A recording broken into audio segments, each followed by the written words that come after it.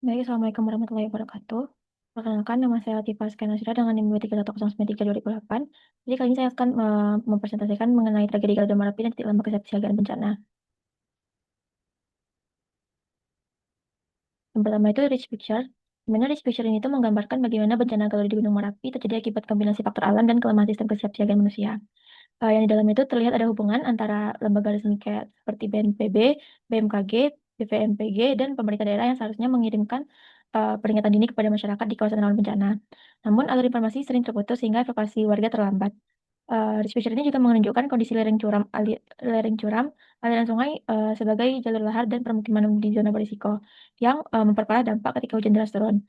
Selain menampilkan ketakutan dan kepasrahan warga, Risk Picture ini juga menggambarkan harapan akan sistem yang lebih baik dan peningkatan partisipasi masyarakat agar tragedi serupa tidak terulang kembali. Selanjutnya itu gejala masalah dari kasus ini, pertama itu banyak korban jiwa, walaupun peringatan cuaca sudah dikeluarkan. Kemudian ada masyarakat tidak siap melakukan evakuasi mandiri. Yang ketiga itu informasi dari BMKG tidak sampai ke masyarakat dengan cepat. Yang keempat yaitu permukiman tetap berada di zona rawan banjir lahar. Yang kelima penanganan bencana berfokus pada respon pasca kejadian. Yang keenam minim pelatihan yang simulasi kesiapsiagaan masyarakat. Dan yang terakhir itu tidak ada sistem komunikasi bencana yang terintegrasi. Ini tuh dari, identifikasi sumber masalah. Pertama itu dari, decision maker, di mana ada BNPB dan BNPB sebagai penentu kebijakan mitigasi dan tanggap darurat.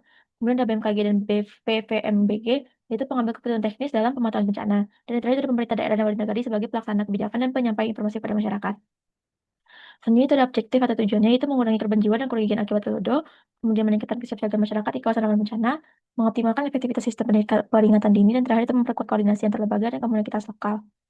Selanjutnya itu, dari decision criterion atau kriteria keputusan yang pertama itu waktu penyampaian peringatan dini kurang lebih 30 menit sebelum bencana, warga yang mengikuti pelatihan kesiapsiagaan itu lebih besar dari 80% penduduk KRB, kemudian waktu tanggap darurat maksimal 6 jam setelah kejadian dan penurunan jumlah korban dibandingkan tragedi sebelumnya.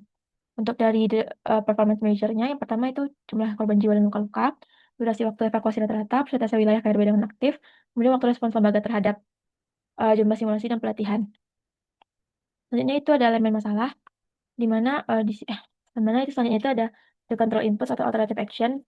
Yang pertama itu ada implementasi sistem informasi kesiapsiagaan bencana terpadu, pelatihan dan simulasi rutin bagi masyarakat dan relawan, pemasangan sirine otomatis dan radio HT di setiap, negara rawan, kemudian relokasi bertahap penduduk dari zona KRB 1 sampai 3 ke area aman, kemudian, kolaborasi lembaga untuk peta bahaya interaktif.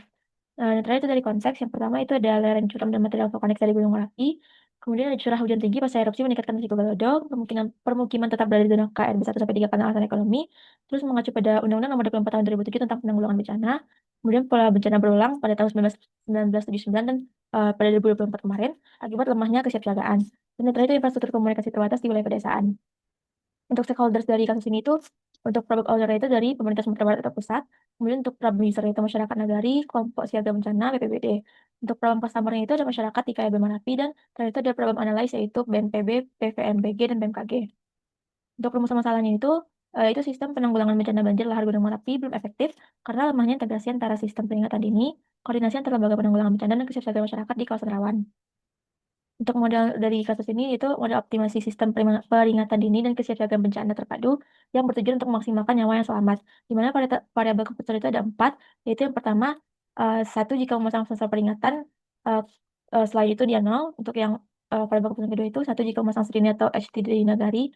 Lalu yang ketiga itu program pelatihan evakuasi massal. Terus yang keempat itu relokasi sebagian rumah ke zona aman.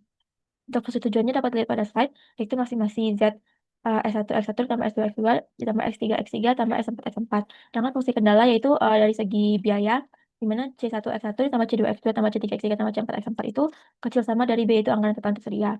Untuk keterangan dari rumusnya sendiri itu SD itu merupakan perkiraan jumlah jiwa yang dapat diselamatkan bila intervensi diterapkan. Argumentasi dari, model ini tuh dirancang untuk membantu BNPB, BPBD, dan pemerintah daerah menentukan kombinasi intervensi terbaik dalam meminimalkan korban jiwa dan kerugian akibat bencana alam di Gunung Merapi dengan sumber daya yang terbatas.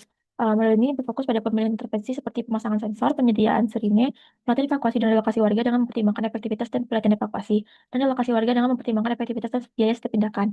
Pendekatan ini realistis karena menggambarkan kondisi nyata di mana anggaran mitigasi terbatas dan setiap keputusan harus memberikan dampak maksimal terhadap keselamatan masyarakat. Integrasi teknologi serta partisipasi masyarakat menjadi inti dari model ini untuk mempercepat deteksi bahaya dan evakuasi warga. Sekian dari saya tutup. Wassalamualaikum warahmatullahi wabarakatuh.